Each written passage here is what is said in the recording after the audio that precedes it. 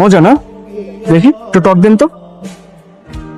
জল কেমন হবো না, আপনি খান প্লিজ। খুব মজা। কি হলো? কি সমস্যা আপনার? আপনাকে না বলছি আমার পিছু পিছু না ঘুরতে? ব্যাপারটা খুবই বিরক্তিকর। আপু ভাইয়া কিন্তু সুন্দর আছে, তুমি কিন্তু রাজি হয়ে যেতে পারো। তাহলে তুই রাজি হ, ক্যাম্পাসে তো পড়াশোনা বাদ দিয়ে এগুলো করতেছিস তাই না?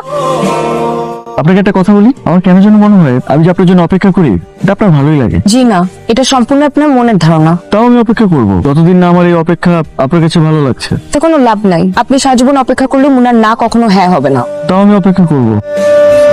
আপনি থাকেন।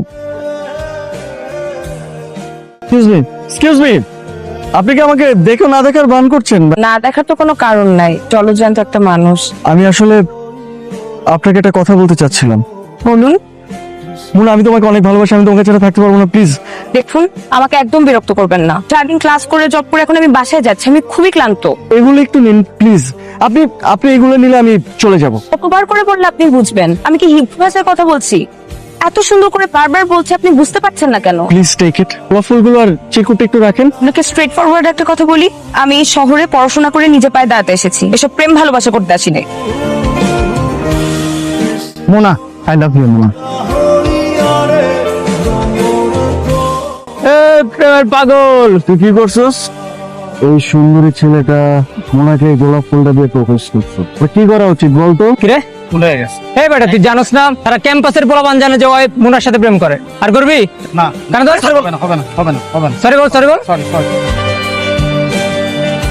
তুমি কিন্তু আমাকে ভুলে গেছো, কোনো খোঁজ খবর নেই, একটা ফোনও দাও না আমাকে। ভাই, কিছুদিন আগে আমি মোনাকে প্রপোজ করি। হ্যাঁ সাবাস। কিন্তু ও আমাকে রিজেক্ট করে দিল। মেয়েরা শুধু মিষ্টি মিষ্টি কথায় প্রেমে পড়ে যায় না, এদের পিছনে সময় শ্রম দিতে হয়। তুই ধৈর্য ধর, হয়ে যাবে। আর ধৈর্যের ফল মিষ্টি হয়। তোমার জন্য শুভকামনা থাকলো। কিন্তু আমি কি করবো বল? তুই চাপ নিস না। আমি না একটা জিনিস বুঝতে পারি না, মোনার এই ধনী লোকদের নিয়ে এরকম নেগেটিভ আইডিয়া কেন, কি এরকম ডিসবিলিভ কেন? ঠিকই তো বলছি, এদেশে টাকা দিয়ে সাদাকে কালো, কালোকে সাদা প্রমাণ করা যায়।